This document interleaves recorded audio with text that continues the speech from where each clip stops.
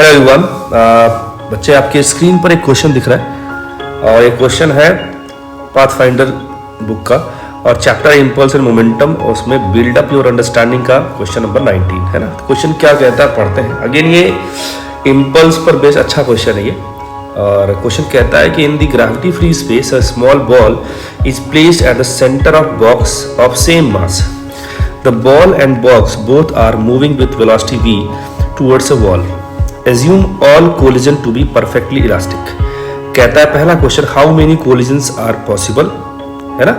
और दूसरा पूछता है find velocity of box and the ball and position of ball relative to the box after the all possible collision. मतलब finally जो configuration बनेगा उसमें आपको बॉल की वेलोसिटी बतानी है, बॉक्स की वेलोसिटी बतानी है और बॉक्स के रेस्पेक्ट में बॉल कहाँ पे आएगा वो बताना है। ये सिचुएशन आपको दिख रहा है कि एक वॉल है, फिक्स्ड रिजिड बॉल है, ये रिजिड वॉल है, ठीक है। इसकी तरफ box is moving towards it with velocity v and in the box a ball also have same velocity v। Ball and box are not connected. आई बात समझ, ये सेपरेटली चल रहा है एकदम बढ़िया से। तो बोला है अच्छा इसको सॉल्व करने का तो क्या है हिसाब किताब। ऐसे प्रॉब्लम जब भी आपको लगे कि मल्टीपल कोलिजन आने वाले हैं तो एकदम पेशेंस के साथ 1 2 3 बार कोलिजन करा के सिचुएशन को डिस्कस करना चाहिए, है ना। तो मैंने भी वही किया। जब पहली बार कोलिजन होगा आप देख पा रहे हैं ये तो यही रहेगा, ये बॉक्स जो है ये आगे चलेगा ऐसे। और क्योंकि ये दोनों सेम वेलोसिटीज चल रहे हैं तो जब तक कोलिजन नहीं होगा तब तक ये बॉल और बॉक्स के रिलेटिव पोजीशन में कोई चेंज नहीं आएगा क्योंकि रिलेटिव वेलोसिटी 0 है। तो अच्छा दूसरी बात ये कि जैसे ही इस बॉल से कोलिजन होगा, किसका, बॉक्स का, है ना। ये जस्ट बिफोर कोलिजन हिसाब किताब था, v से आ रहा था। तो चूंकि कोलिजन इलास्टिक है और ये परफेक्टली रिजिड सपोर्ट है तो ये जो हमारे पास बॉक्स रहेगा, box just after collision v velocity से रिवर्स हो जाएगा। लेकिन चूंकि ये जो बॉल था इसके बॉक्स के अंदर ये इसके साथ कनेक्टेड नहीं है तो इसको कोई इंपल्स नहीं लग रहा है, तो अभी भी उसी वेलोसिटी से v से ही लेफ्ट वर्ड चल रहा होगा, है ना। तो मैंने वो सिचुएशन क्रिएट कर रखी है कि जस्ट आफ्टर कोलिजन बॉल यहाँ पे है, बॉक्स ने हिट किया, अपनी वेलोसिटी को रिवर्स कर लिया और बॉल लेफ्ट की तरफ जा रहा है, ठीक है ना। अब अगला जो कोलिजन होगा वो होगा बॉक्स की इस वॉल और बॉल के बीच में, ठीक है। इनके बीच का गैप कितना है, L/2 है और रिलेटिव वेलोसिटी कितना है, 2v हो जाएगा। तो कोलिजन कितने टाइम बाद हो जाएगा, तो आप बोलेंगे कि L/2/2v जो कि L/4v हो जाएगा। मैंने यहाँ पे लिखा है। उस इंटरवल में बॉक्स कितना आगे चल जाएगा, तो स्पीड v दे रखा, टाइम दे रखा, मल्टीप्लाई करोगे v × t से तो L/4 डिस्टेंस टुवर्ड्स राइट चला जाएगा, ठीक है, ओके।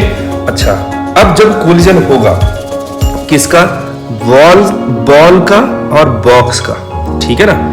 तो अगर सेम मास के दो ऑब्जेक्ट कोलिजन कर रहे होते हैं और परफेक्टली इलास्टिक कोलिजन कर रहे होते हैं तो along the line of impact velocities interchange हो जाती है ना।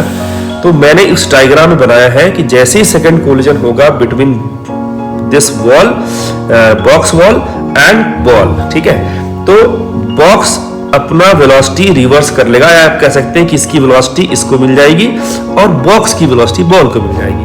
वही आप यहाँ पे देख सकते हैं, है ना।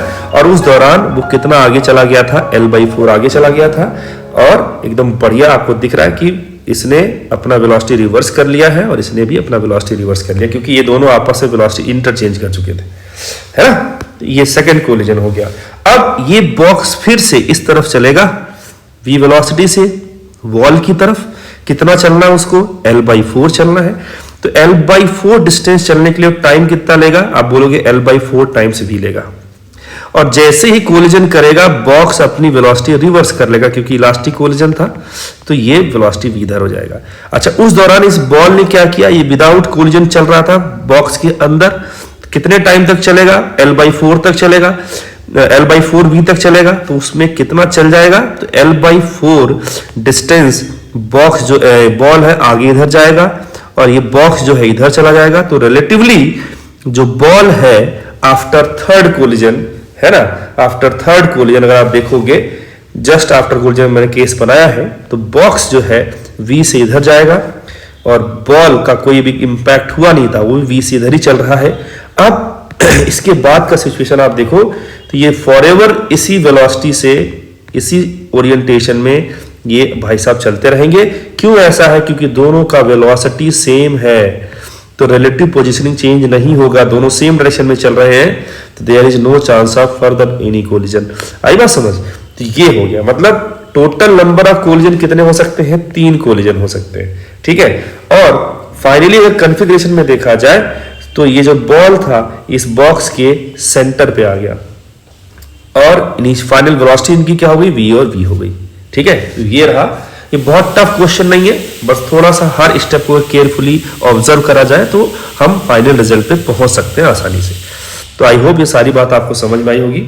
एक बार केयरफुली सिचुएशन को वापस से आप चाहे तो देख सकते हैं और समझ सकते हैं, ठीक है। चलिए मिलते हैं नेक्स्ट वीडियो में, तब तक के लिए